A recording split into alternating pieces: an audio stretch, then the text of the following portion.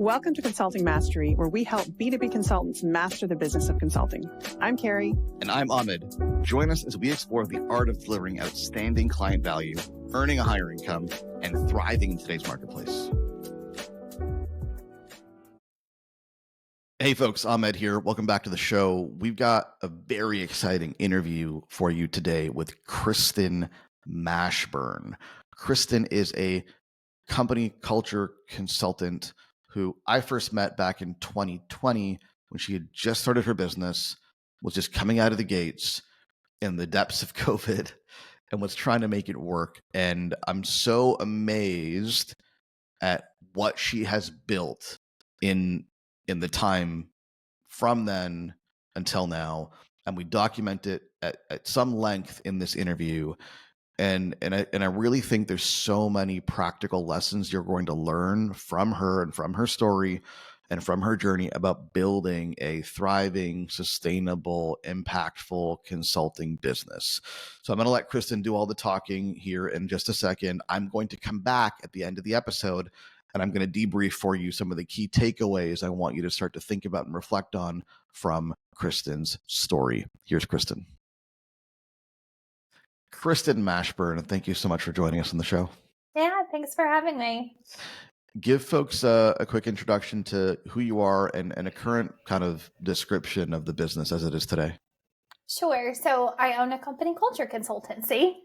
And in our work together, we help organizations to build systems that allow them to have good company culture. So really focusing on those things that have been proven to work within an organization. So not your ping pong table, after hours type of stuff, but really honing in on how to communicate with each other, how to clear up expectations, all those kinds of things that really make an organization work. Started the business 5 years ago. So this is our 5-year anniversary actually this month. Oh, brilliant. It's funny. I didn't mention this in our preamble.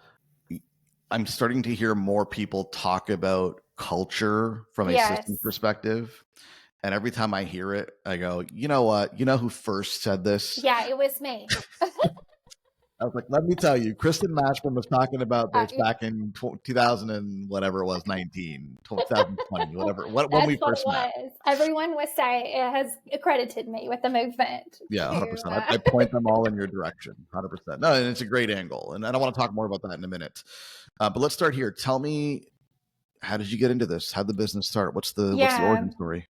Yeah, so I was working as an executive at a credit union, and I am not a financial person. I got hired as a credit union as a marketer, and things sort of evolved from there.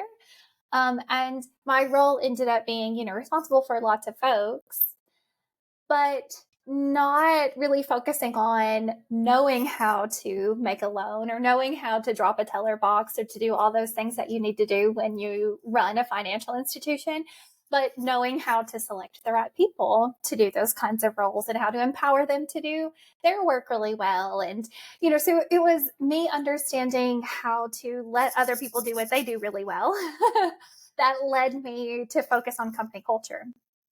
And through it, I was able to see, dramatic things happen in our organization. And then we started picking up coverage from other financial institutions, looking at what we're doing and industry magazines and things like that. And I realized at a certain point, I think I could do this for more people. And I think I could do it in more industries. And I could use it to, really make the kind of impact that I was making there, but just spread that kind of impact further. So that's really what gave me the kick in the gut, so to speak, about doing something different. I had some health concerns come up and things like that. And, it's nothing like a good health concern to help you consider your mortality and what you're doing with your life and all those kinds of things. And I thought, if I'm well enough again, what I'm going to do is focus on this work that was really important. I wasn't going to focus on, risk-based pricing. I wasn't going to figure out what the Fed was going to do next. I was going to do this kind of company culture work that, now 5 years later, seeing the impact of these kinds of things has just been amazing. Certainly confirming that I ended up being in the right place.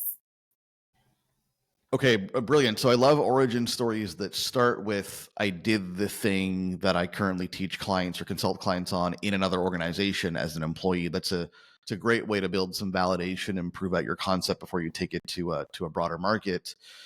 How did you think about starting the business in the early days? And I'm curious about things like, did you hand in your resignation and then hope for the best? Did you try to drum up some clients before you left? Like, how did you manage that transition? Yeah, that's a really good question, and one that, I hesitate to answer because I don't know that my story is the story I would recommend for everyone to use, but it's what worked for me. So I was so indebted to my financial institution. I'd been there 10 years, loved the people I was working with, and felt like any kind of work that I was doing that was not financial institution work, that was not working for this credit union, was like, committing a sin against the credit union. And so I did absolutely no work ahead of time before leaving.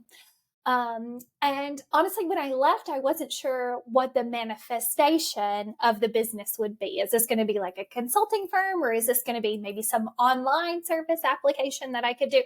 I just knew the impact that I wanted to make and didn't really know exactly how I was going to do it. So this is the smart part of it. I did some savings. I did plan from that standpoint and knew that I had some time to make some mistakes and to kind of explore and those kinds of things. And then I kind of, about, I would say 6 months into my sabbatical, that's when I started the business. And so, doing what most people do when they first start the business, calling on those people who, I knew from other work or who had reached out to me before to see how I was doing it. That's where I got the business off the ground. And so how and where did you get traction in the early days? Yeah, I mean, the best thing at first was reaching out to my network. But even for a person who I would say had a pretty broad network, the timing has to be right. There's so many pieces of it that just have to go so well. I knew that wasn't a sustainable model for me to keep up with. And also the work I was doing, I was hoping to be able to work with organizations for a few years, and then we move on, right? We move on to new people. We help to train them up, and then they grow and they bring some people in-house or something like that. So my model, already had some complications as far as growing new people into me. And so that's when I started looking for more opportunities to be able to reach people. And at that time, LinkedIn was an incredible place for that. And I put just a lot of effort into reaching out to people on LinkedIn. And that's how I originally got connected with you, was in my quest to really make that work and not just be lots of effort with no return to it. So I was able to create a system through that helped to bring more people into me. And, eventually there's been other things that have brought people to me over the years as well. Okay. So in the early days, you leveraged LinkedIn to expand your network, and the challenge I'm understanding from your network was, it was finite, and while they like you and they know you and they trust you, the timing might not have been right for them. So expanding the network on LinkedIn brought more people in for whom the timing was right. Tell me about the messaging and the proposition. Like, what are the process of getting that, especially for a cold market now that doesn't know you, like you, or trust you? How did you come up with a proposition that landed with those people? Yeah, that's a good point. It wasn't like setting up an accounting firm that everybody understood what it was that I did.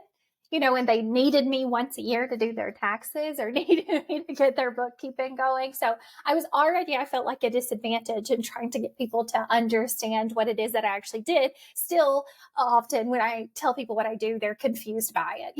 They'll say, I don't even know what that is. But for me, it was making sure I really understood who the target client was going to be for me. And this was probably the most difficult process that I took on and have continually refined. Because the second I thought it was one group of people, I realized no, they're not actually the buyer, And so then we move on to a different group of people. And then we realize, they actually already have support for this. So that's not my group of people. And going through the process until I could figure out, honing in and really understanding. And now we're at a point where I can express who my target is, even by the way that they feel and how they act. I mean, I can talk about them from even where they would probably eat dinner, because I understand the client so much clearer now. That does really well with our program. And so the more we got honed in on that, the easier it was to be able to contact just those people, and not be that spammy, salesy, let's just reach out to everybody and see what kind of happens mentality. Well, I think it's just such an interesting shift in perspective for people, because most people are thinking about their target market in terms of, who needs help. Right. Yeah. Well, everyone needs help, right? Sure. And you're thinking about it now, and I'm curious if you thought about it that way in the early days, but the way you're thinking about it now is clearly more like, well, who's going to be a good fit for us? Exactly. Yes. And we've seen so many success stories that we know who that person is who is successful with a program like ours. And likewise, we know some people who maybe this isn't going to be their cup of tea. We're not going to enjoy the process. They're not going to enjoy the process. They're probably not the folks for us. And it's helped us to eliminate some of those folks from the target market as well. Well, I definitely think that's a sign of maturity, in the sense of you've seen people get great results. So you have a better sense of who a good fit is. I'm curious, in the early days, did you think about it that way, or was it more like, okay, who can I help? Yeah, I definitely thought about it more from who can I help. When I would talk to folks about what I did, everyone had, oh, well, you need to come to work with us. Everyone just saw like an overwhelming need. Oh, you need to do my business, talk to my boss, and they would give me sort of leads that way. We realize like the work that we do is transformative work, right? An organization is going through a transformation of their culture, so to speak. And so we need to make sure that they are at a point in their trajectory that they are ready, willing, able to make that kind of transformation. So there's got to be, something calling to them like, I've got to make this change. It's very important to me. I'm going to put this on the front burner. So what we saw is a lot of our people were putting us on the back burner, because company culture is almost never the number one burning thing. They'll think sales, or they'll think something that's, right there in front of you, a bit more tangible, right? So we need the people who felt like, okay, this is something I absolutely have to, for one reason or another, prioritize.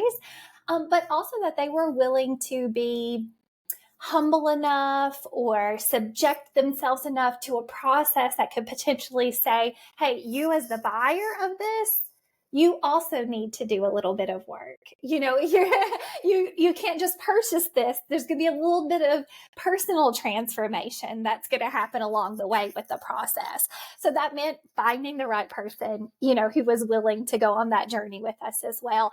And then the able part really came down to us being able to, see that they didn't have too many competing interests. There are some organizations who like to pick up projects like this, like it's candy or something, the more the better. We want to be something that they say, this is the top of our strategic planning list. This is the thing that we are focused on for this year, or this, 5-year planning, or whatever it is. So it helps us to differentiate between those folks who are really ready to make a change and the folks who are, just shopping around out there. It's evident that you have a very clear, at this stage, understanding of your audience and who you're going after.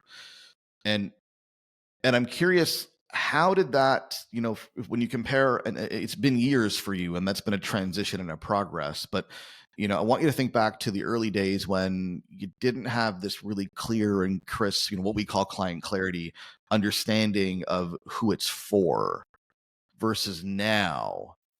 How has that shifted your messaging? Yeah, that's a good point. Oh, I can think about messaging that I did in the beginning that was so wrong.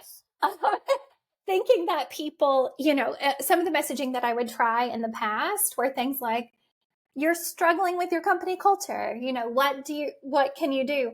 Which we realize that the majority of people don't want to admit that they're struggling with their company culture. Most of the people we work with want to say, we just want to invest in our company culture, right? We want to put emphasis on it. We want to make it a priority this year.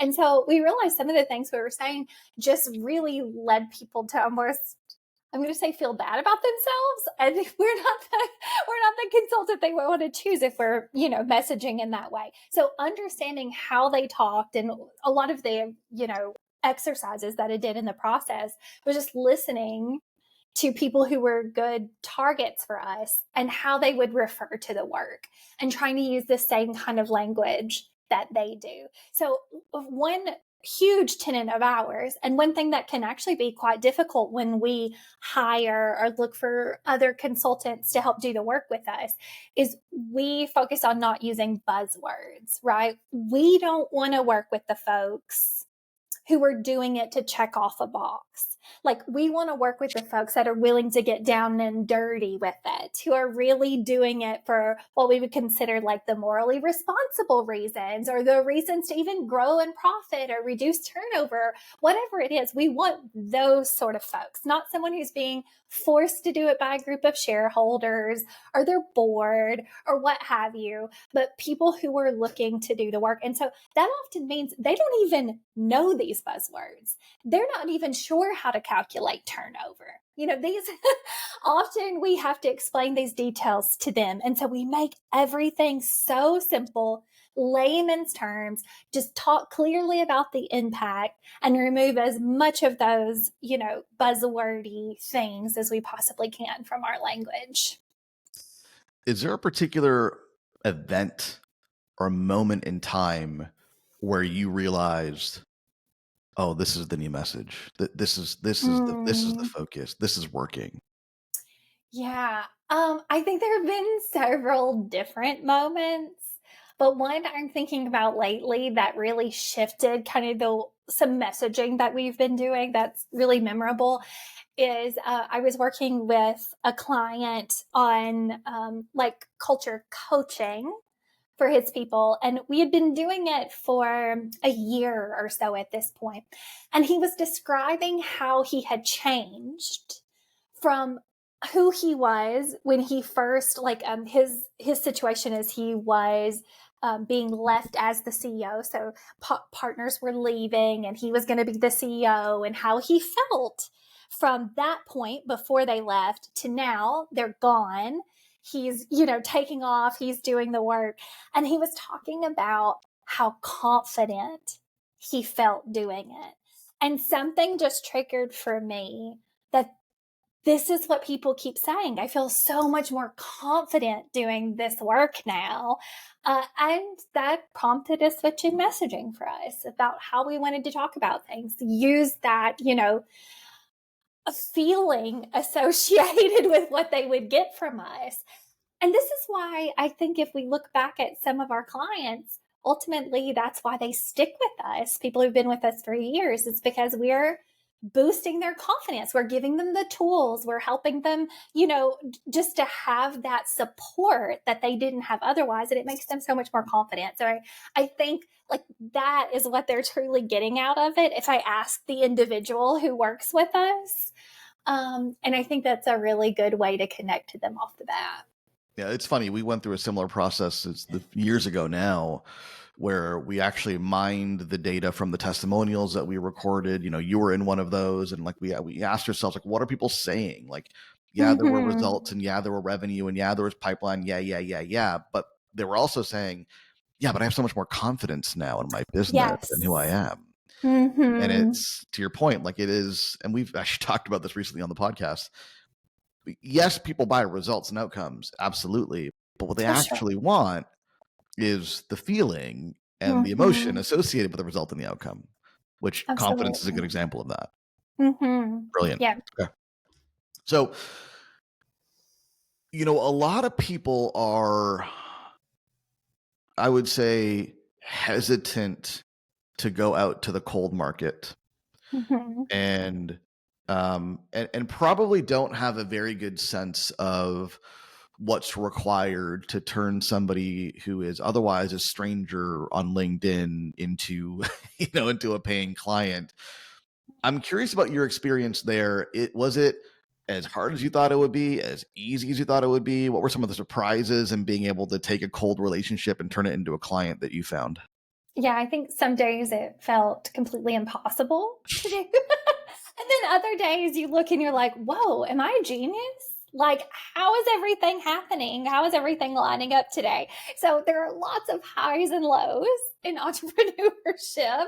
It keeps things exciting.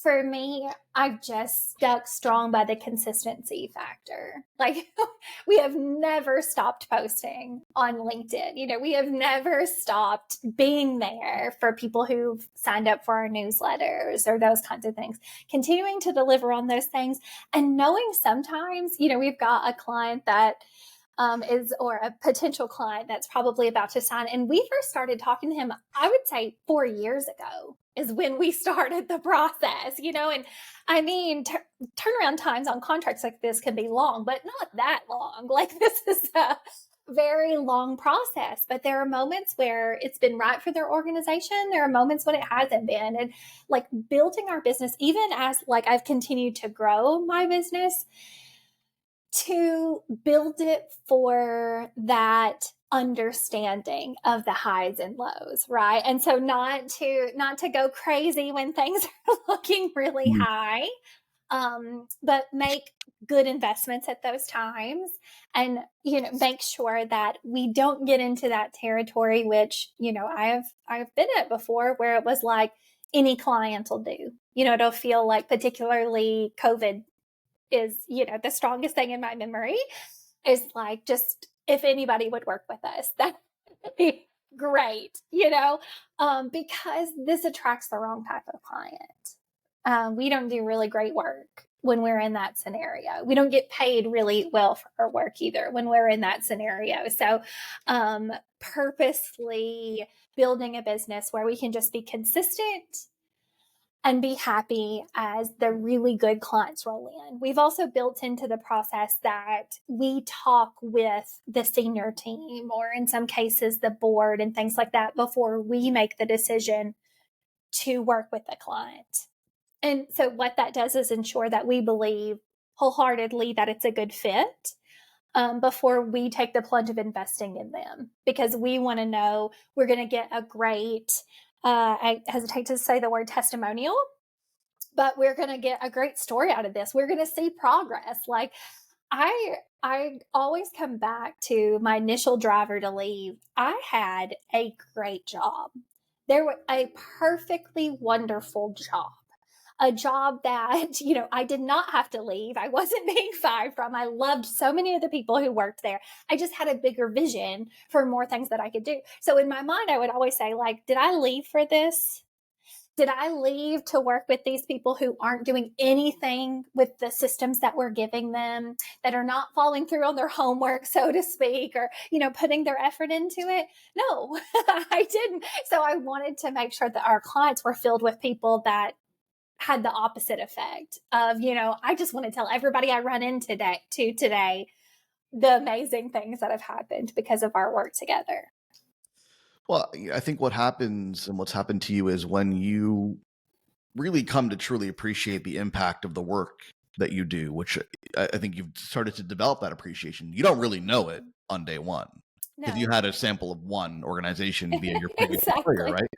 But then you do it 2, 3, 4, 5, 6, 7, 10 times, and all of a sudden it's like, whoa, well, this is seriously transformative.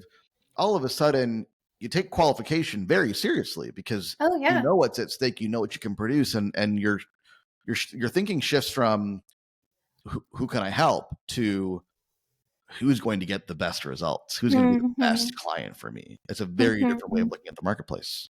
Yeah, and it satisfies our need, especially team members that I have and things like that, just to say, hey guys, we got another client this week, like, let's celebrate. It's a lot different when we can say, hey, we made this huge thing happen that we wanted happen. We were able to get this organization to raise their wages to living wages because we were able to talk to them about the details of that and, a financial model for them and all those kinds of things.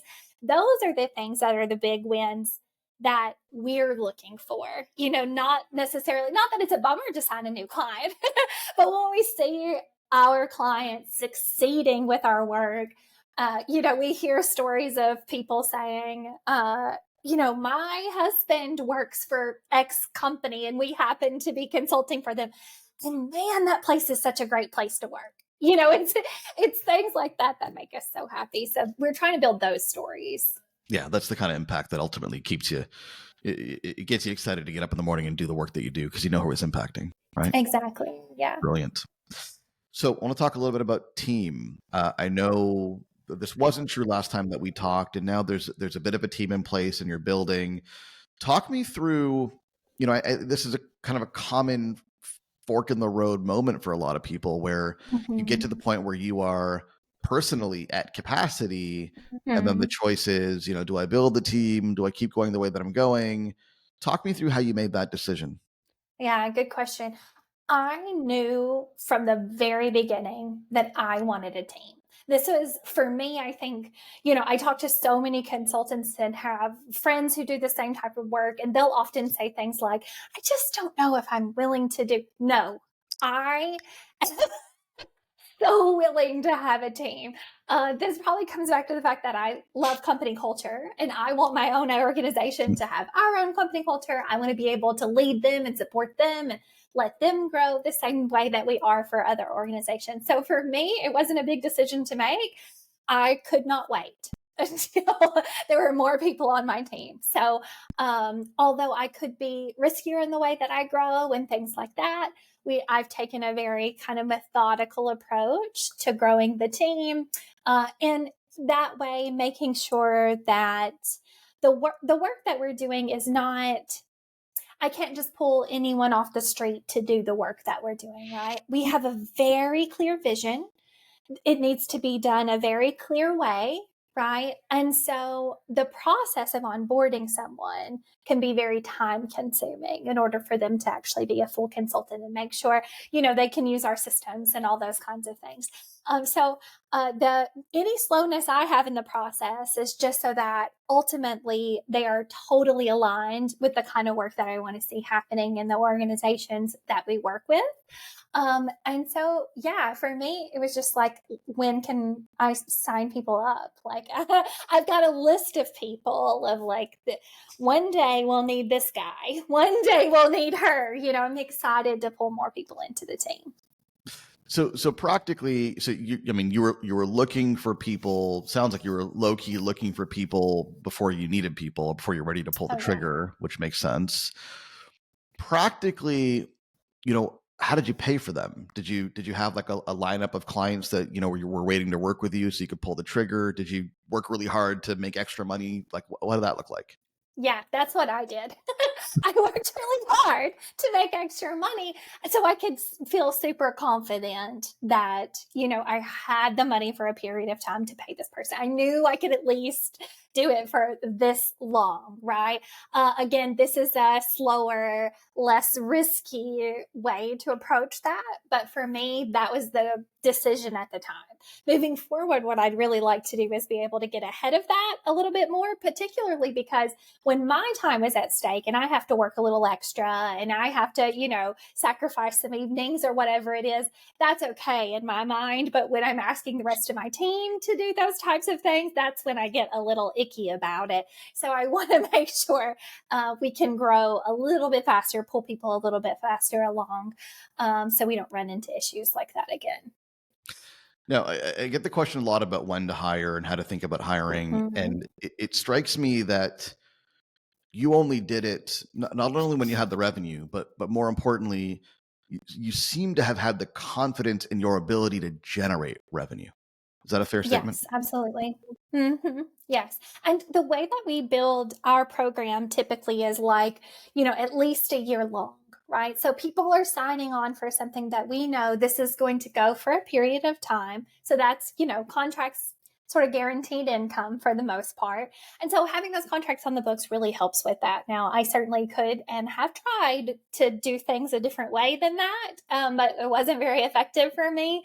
Working with people who are willing to make longer term commitments to culture transformation has been the sweet spot for us. So that makeup of the product helps a lot as well. Well, and a comment I wanted to make about your earlier point about, top of the agenda, it's just, it's such a different experience when the client makes your work their number one priority versus even being like third or fourth on the list. Like you could probably engage somebody for whom it's third or fourth on their list, but they're not the same client, are they? No, they never are. They're split between far too many things in order to really make an impact in the work. And this is what we try to look for, these little red flags along the way saying, maybe this isn't the biggest initiative for them this year. Maybe this isn't that big of a deal for them this year. We, like, by nature, I am a go all in kind of person. Like if I'm going to start working with a client, I am going all in. Like I know most of the people who work there's name.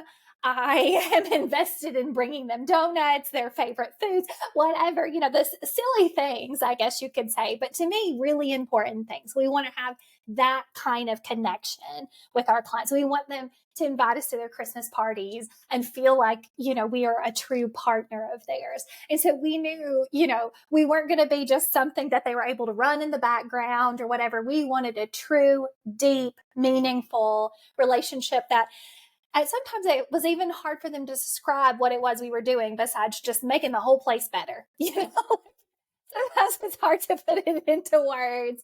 But we do it from the culture angle, but overall just trying to make everything better for everybody. Brilliant. Couple more questions, Kristen, and then we'll let you go. The first is, what do you wish you had known in the early days? If you could give Kristen Mashburn circa, when did you start? 2019, 2020? 2019. Yeah. 5 years, right? So if you can give Kristen Yes. Mashburn 2019 some advice, what would you say to her? You can't imagine how worth it it's going to be. Like, I don't think that I could fully imagine at that point for me just how incredible amount of impact that we would make. Just the stories we would have and the changes that we saw in people. And while, it's never like a straight line growth journey to get somewhere, right? It can be kind of messy. And there were certainly times like COVID that, you're thinking, I don't know if any of this will ever work. It was just the impact of the work has been totally satisfying. I can't imagine doing anything else with my time. Yeah, which is such an interesting idea because you remember what it was like to quit your job and the anxiety and the trepidation and the fear, and you're almost not in the headspace to even think about what it could be in the future. You're just trying to survive. But had you had the certainty, and it's hard to come by, obviously, had you had the certainty that you'd end up where you are today, I mean, all that fear and anxiety would just go away, wouldn't it? Oh, absolutely. Absolutely. And that's why you need good people in your corner to tell you these kinds of things, right? Like, who will say, I've seen the kind of stuff that you've done before. There's no way that this is not going to work. Like, you are going to make this work one way or the other. And so, like, I really need to hear that. And I remember thinking, there was one crucial time when I think I was just, it was COVID and I was frustrated about the way things were going. And I can remember you saying to me, like, it's going to work. Like, I just needed somebody to say, like, you are on the right path. You are going to make it happen. And how different things are between then and now is remarkable. I remember the exact moment. I remember the exact moment and the exact call.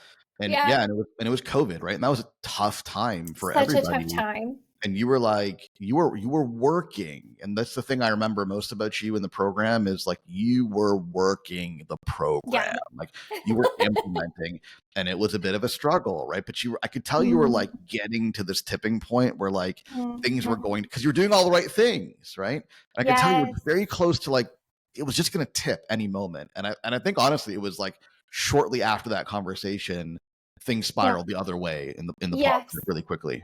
It absolutely was. I remember in the front of my notebook, I kept a notebook for the course. And in the front of the notebook, I had wrote something like, I will be the number one student. I will do all the things, right, in order to give it every chance to work. And, you would hit lows where you started doubting that. And I think I was kind of, probably being halfway rude to you when we were talking about it, because it was like, when is this ever going to work? I'm doing all the things, and It's okay. I've had worse. Well, I'm certainly glad to see where you've ended up, and I'm going to leave you with this question: where are you taking this? What's the next milestone for you? What's the goal? Yeah. So definitely growth in our size overall, being able to work with other consultants to learn this way of doing things and how successful they can be as a result of it. So I want to get other people doing the same type of work. We're planning to bring somebody else on in July, hopefully. And so, seeing more of this impact in more places is very important to me.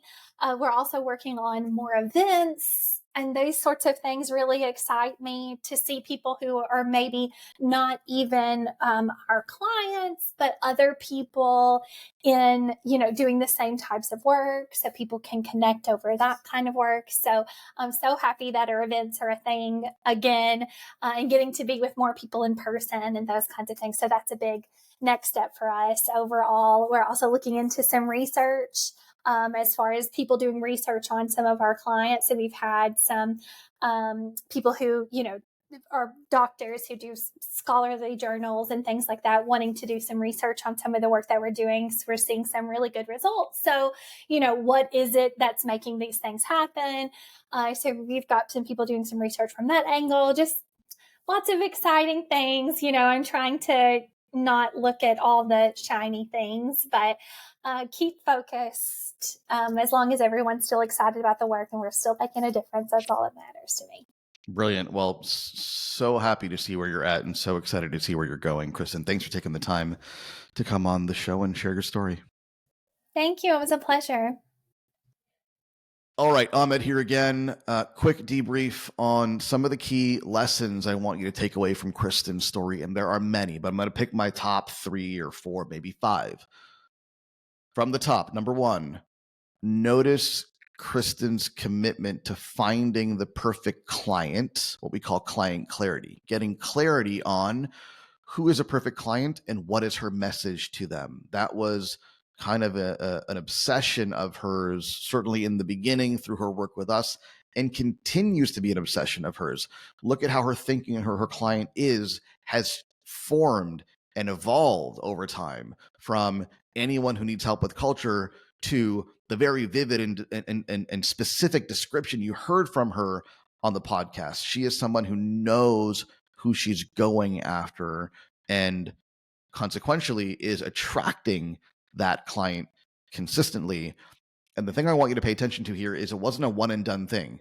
Kristen didn't think about client clarity or messaging or positioning once and then check the box and be done with it and then move on. She's still thinking about it. Up until very recently, she told the story of when she was talking to a client and they said something around confidence that triggered an idea and a thought, and that she integrated into her messaging. She's still very much in customer research mode, where she's listening to what her ideal clients are saying and channeling that into the marketing and into the messaging, because that's a never-ending journey. You're never really done. You can always get sharper and sharper and better and better. And as you do, your business will grow and will grow and will grow. And Kristen has proven herself to be a student of marketing and messaging and positioning. And I have to say, I believe that is key to her success as a consulting business owner. That's the first point. The second point is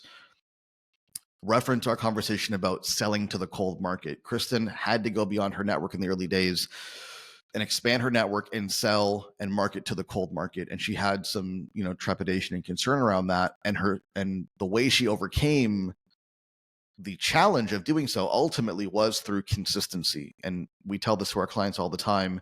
If you want consistency in the lag indicators, you have to have consistency in the lead indicators. The lag indicators being clients, opportunities, revenue, etc.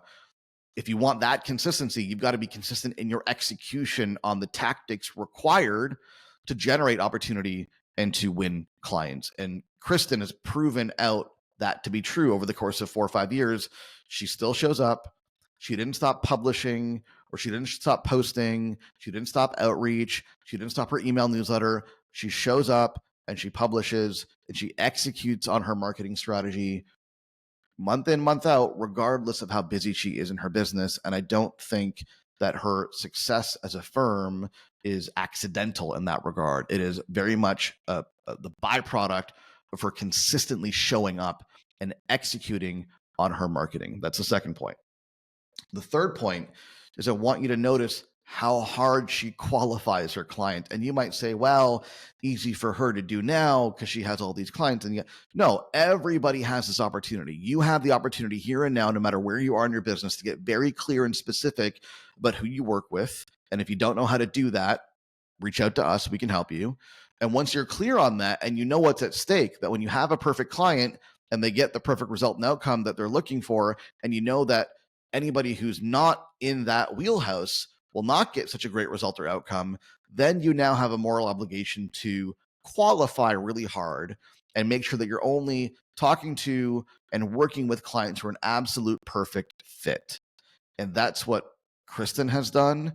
And again, I think that's been a key to her success so far, is having that clarity on who's a bullseye client, who's the perfect fit, and then actively disqualifying people who are not a perfect fit. And the last point I'll leave you with is notice Kristen's resilience in the early days. And I remember when she was in the program, and I remember she was executing, I remember she struggled with a number of things, and she references that in the latter part of this interview, but she pushed through, and that's the key. She pushed through. She didn't throw in the towel. She didn't give up. She may have been frustrated. What business comes without frustrations? But she kept executing, and she kept executing on the right things consistently. And there's no, I don't have a crystal ball that's going to predict when your business will finally break through and when your business will finally get the results that you're looking for. But what I can tell you is when you do the right things consistently, the results will inevitably show up. And the question is, how long are you willing to do the right things for? How long are you willing to consistently execute for before the results show up? And Kristen's proof that if you do it for long enough, the results will show up. But if you throw in the towel, the only thing that's guaranteed is failure. I hope you enjoyed that interview with Kristen Mashburn. Much more like this coming down the pipe. That's all for today.